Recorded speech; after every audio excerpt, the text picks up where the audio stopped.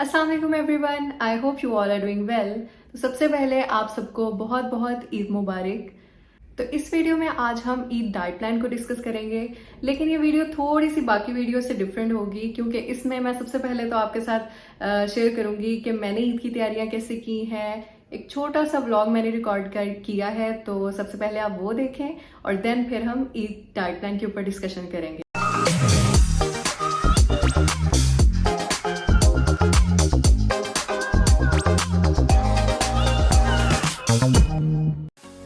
तो इधर मैं जाने लगी हूँ शॉपिंग करने। अभी तो मामा का इंतज़ार हो रहा है कि वो बाहर आएँ और हम जाएं। ये लें जी, मेरी प्यारी सी मामा आ गई हैं। सबसे पहले मैं लाइटपुर गैलरिया गई हूँ, वहाँ से मुझे एक ड्रेस लेना था।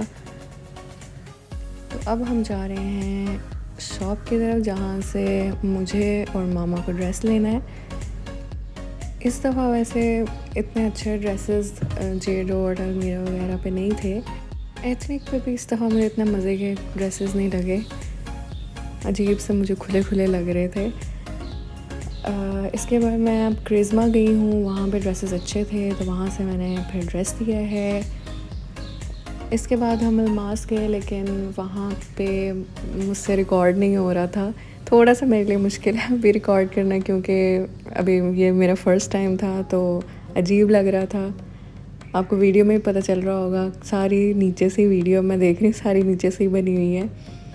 तो उसके बाद उनसे गए, लेकिन वहाँ से कुछ लिया नहीं। उसके बाद इंसिग्निया से जाके फिर हील्स लिए हैं। फिर उसके बाद मैंने और मामा ने खाना खाया, चाय पी, और फिर जब मैं नीचे आ रही थी तो वहाँ पे स्टॉल लगा हुआ था, बहुत मज़े का, बहुत प्यारी चूड़ियाँ थी।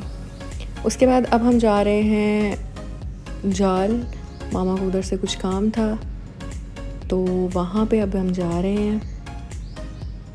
मुझे जहाँ तक लगता है कि व्लॉग रिकॉर्ड करना थोड़ा सा मुश्किल है। शायद मैंने पहली दफ़ा रिकॉर्ड की है इसलिए थोड़ा सा अजीब सा ही लग रहा था, लेकिन अब मैं इंशाल्लाह नेक्स्ट भी व्लॉग्स बनाऊँगी तो फिर ये मेरे लिए आसान हो जाएगा। पहले मुझे यूट्यूब की वीडियो बनाना में बहुत मुश्किल लगता था, लेकिन अब ईज़ी हो गया। तो ये मैं और मामा जाल पहुंच चुके हैं। वहाँ से चूड़ियाँ लेनी थी, बैग्स लेने थे, लेकिन वहाँ पे कोई बैग मिला ही नहीं। उसके बाद हम सैलून गए थे। अभी हम तकरीबन 10 दिन से रोज़ ही बाज़ार आ रहे हैं, फिर भी हमारे काम ख़त्म नहीं आए, फिर भी इतना कुछ रहता है करने वाला। अब मुझे लग रहा है कि कल फिर आना पड़ेगा बाज़ार, क्योंकि जो थोड़े बहुत काम रह गए हैं वो कल इंशाल्लाह कंप्लीट हो ही जाएंगे। कोशिश करूँगी मैं कि हम ज़रा जल्दी निकलें और सारे काम शाम हो जाएं अब।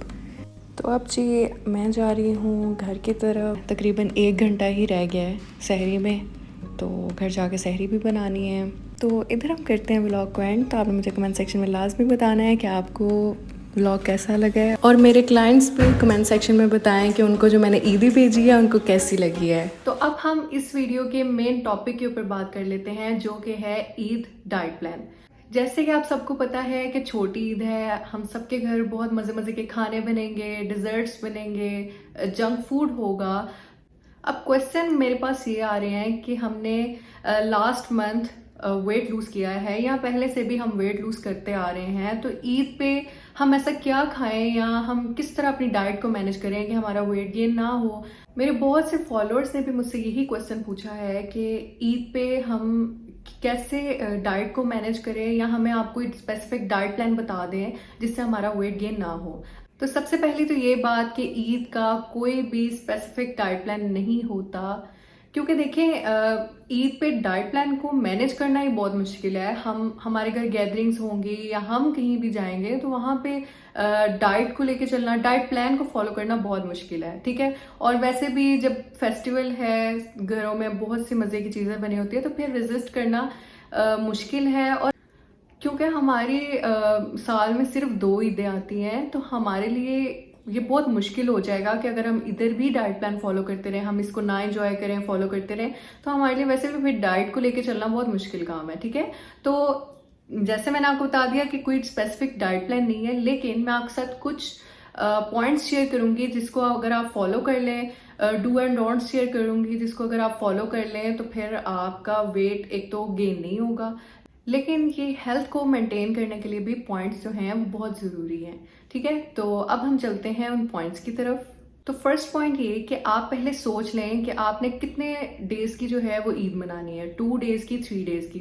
कोशिश करें कि इससे आप एक्सीड ना करें। ठीक है, 3 डेज़ हमने रख लिए कि हमने ईद सेलिब्रेट करनी है 3 डेज़ में। तो अब हमने इन 3 दिनों में जो भी हम खाना चाह रहे हैं हम वो खा सकते हैं। ठीक है, इस तरह क्या होगा कि हम 4th डे जो है वो फिर सब कुछ नहीं खा रहे होंगे, या हम अपने जो रूटीन है, अपने डाइट प्लान की तरफ 4th डे पे वापस आ जाएंगे। ठीक है, तो इस तरह हमारा वेट गेन नहीं होगा। लेकिन अगर हम ये करें कि हम 4th डे भी सब कुछ वही खाते रहे, 5th डे भी खाते रहे, तो फिर वेट गेन होने के चांसेस हैं। ठीक है, तो सबसे पहले तो ये बात कि आपने डेज डिसाइड कर लिए, आपने इतने दिन की ईद मनानी है, इतने दिन आप चलें, जो भी इन सब टिप्स को फॉलो करके आप जो भी खा लें। ठीक है, लेकिन इसके बाद आपने दोबारा से अपने डाइट प्लान की तरफ शिफ्ट होना है, ताकि कोई नुकसान ना हो, हमारा वेट गेन ना हो, जो कि हमने वेट लूज किया हुआ है वो गेन ना हो जाए दोबारा से, या हमारी हेल्थ जो है वो खराब ना हो।